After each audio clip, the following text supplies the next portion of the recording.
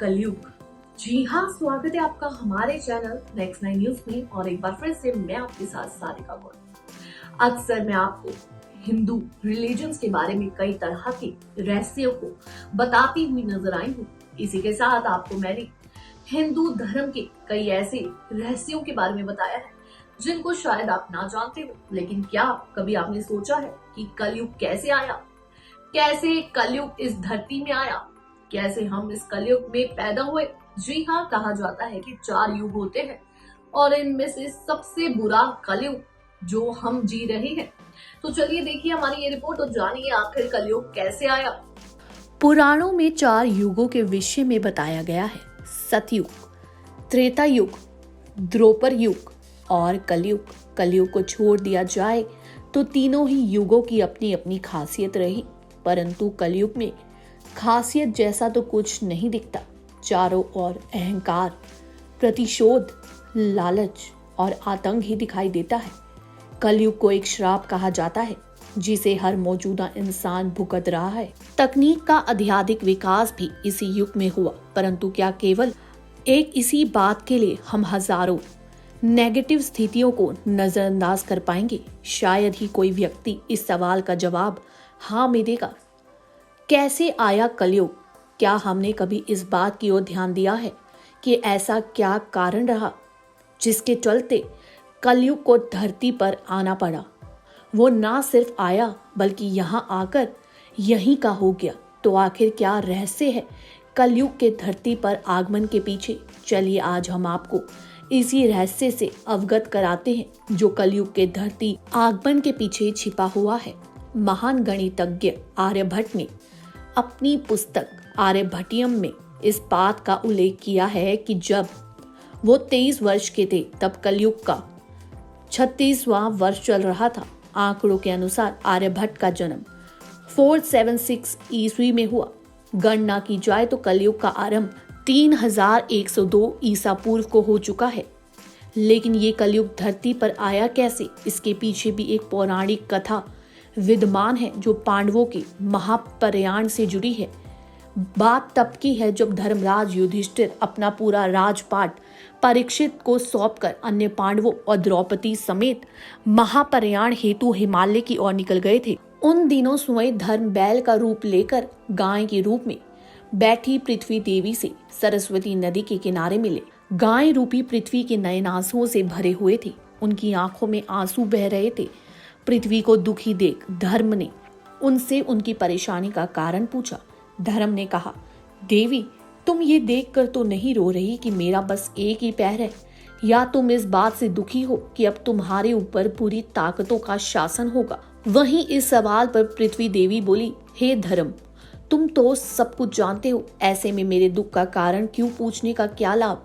सत्य, पवित्रता, क्षमा, दया, संतोष, त्याग, शास्त्र, ज्ञान, वैराग्य, शौर्य, तेज, ऐश्वर्य, कांति, कौशल, स्वतंत्रता, निर्भीकता, कोमलता, धैर्य, साहस, उत्साह, कीर्ति, आस्तिकता, स्थिरता, गौरव, अहंकारिता आदि गुणों के स्वामी भगवान श्री कृष्ण के स्वधाम जाने की वजह से कलयुग ने मुझ पर कब्जा कर लिया है।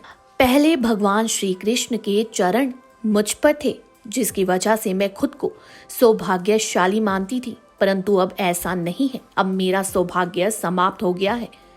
वहीं आपको बता दें, धर्म और पृथ्वी आपस में बात कर ही रहे थे, इतने में असुर रूपी कलयुग वहां आ पहुंचा और बैल और गाय रूपी धर्म और पृथ्वी को मारने लगा। राजा परीक्षित वहां से गुजर रहे थे। जब उन्होंने ये दृश्य अपनी आंखों से देखा तो कलयुग पर बहुत क्रोधित हुए। अपने धनुष पर बाण रखते हुए राजा परीक्षित ने कलयुग से कहा, दुष्ट पापी, तू कौन है? इन निरीह गाय और बैल को क्यों सता रहा है? तू महान अपराधी है, तेरा अपराध क्षमा योग्य नहीं है। राजा परीक्षित ने बैल के स्वरूप में, धर्म और गाय के स्वरूप में पृथ्वी देवी को पहचान लिया। वहीं परीक्षित राजा ने उनसे कहा, हे वृषभ, आप धर्म के मर्म को भली भांति जानते हैं, इसलिए आप किसी के विषय में गलत ना कहते हुए अपने ऊपर अत्याचार करने वाले का नाम भी नहीं बता रहे। हे धर्म, सतयुग में आपके तप, पवित्रता, दया और सत्य 4 चरण थे। त्रेता में 3 चरण रह गए। द्वापर में 2 ही रह गए और अब इस दुष्ट कलयुग के कारण आपका एक ही चरण रह गया। पृथ्वी देवी भी इसी बात से दुखी है। इतना कहते ही राजा परीक्षित ने अपनी तलवार निकाली और कलयुग को मारने के लिए आगे बढ़े। राजा परीक्षित का क्रोध देखकर कलयुग कांपने लगा। कलयुग भयभीत होकर अपने राजसी वेश को उतारकर राजा परीक्षित के चरणों में गिर गया और क्षमा याचना करने लगा। राजा परीक्षित ने शरण में आए हुए कलयुग को मारना उचित ना समझा और उससे कहा, हे कलयुग, तू मेरे शरण में आ गया है, इसलिए मैं तुझे जीवन दान दे रहा हूँ, किंतु अधर्म, पाप, झूठ, चोरी, कपट, दरिद्रता, इन सब के अनेक उपद्रव को मूल कारण केवल तू ही है। तू ही मेरे राज्य से अभी निकल जा, फिर कभी लौट कर मत आना। वहीं परीक्षित की बात सुनकर कलयुग ने कहा कि पूरी पृथ्वी पर आपका निवास है। पृथ्वी पर ऐसा कोई भी स्थान नहीं है जहां आपका राज्य ना हो। ऐसे में मुझे रहने के लिए स्थान प्रदान करें। ऐसे में कलयुग के कहने पर राजा परीक्षित ने सोचकर विचार किया और कलयुग को कहा, झूठ, धूत, मदपान, पर स्त्री गमन और हिंसा, इन 4 स्थानों में असत्य, मद, काम और क्रोध का निवास होता है। तू इन 4 स्थानों पर रह सकता है। परंतु इस पर कलयुग बोला, हे राजन, ये 4 स्थान मेरे रहने के लिए अपर्याप्त हैं, अन्य जगह भी प्रदान कीजिए। वहीं इस मांग पर राजा परीक्षित ने उसे स्वर्ण के रूप में 5वां स्थान प्रदान किया। स्वर्ण रूपी स्थान मिलने की कलयुग ने राजा परीक्षित के सोने के मुकुट में वास कर लिया। कलयुग इन स्थानों के मिल जाने से प्रत्यक्ष तो वहां से चला गया, किंतु कुछ देर जाने के बाद अदृश्य रूप में वापस आकर राजा परीक्षित के स्वर्ण मुकुट में निवास करने लगा।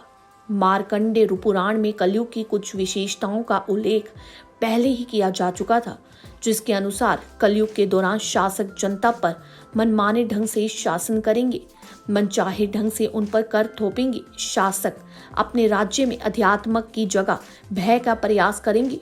वो स्वयं एक बहुत खतरा बन जाएंगे। बड़ी संख्या में पलायन शुरू हो जाएगा। लोग सस्ते खाद्य पदार्थ को सुविधाओं की तलाश में अपने घरों को छोड़कर जाने को मजबूर हो जाएंगे। वहीं धर्म को नजरअंदाज कर दिया जाएगा और लालच, सत्ता, पैसा सभी के मस्तिष्क में प्रबल रूप में विद्यमान होगा। लोग बिना किसी पश्चाताप के अपराधी बनकर लोगों की हत्या करेंगे। संभोग जिंदगी की सबसे बड़ी जरूरत बन जाएगा। लोग बहुत आसानी से कसम खाएंगे और उसे तोड़ेंगे। वचनों का कोई अर्थ नहीं रहेगा। लोग मदिरा और अन्य नशीले पदार्थों की चपेट में आएंगे। गुरुओं का सम्मान करने की परंपरा समाप्त हो जाएगी। ब्राह्मण ज्ञानी नहीं रहेंगे। क्षत्रियों का साहस खो जाएगा और वैश्य अपने व्यवसाय में ईमानदार नहीं रह जाएंगे। पाप अपने चरम पर होगा। ये सब तो हो ही रहा है, मजबूरी या मर्जी। हमने कलयुग को घर पर रहने का मौका दे दिया है। जब इन सब चीजों का अंत होगा तो कलयुग का भी अंत होगा। जी हाँ, तो ऐसे हुई कलयुग की शुरुआत। आपको बता दें कि कलयुग एक ऐसा युग है, जब ये खत्म होगा तभी बुराई का असली नाश होगा। कहा जाता है कि सबसे बुरा युग कलयुग है, जिस युग को हम जी रहे हैं, और ये हमारे पाप है, ये हमारे कर्मों के फल है, जो हम कलयुग में जन्म लेके अपने पापों को भोगने आए हैं। तभी हमें ऐसे युग में जीना पड़ रहा है, जहाँ पे कोई किसी के बारे में नहीं सोचता, कोई किसी की इज्जत नहीं करता। अगर वीडियो अच्छी लगी हो तो चैनल को सब्सक्राइब करें और बेल आइकन दबाना ना भूलें। धन्यवाद।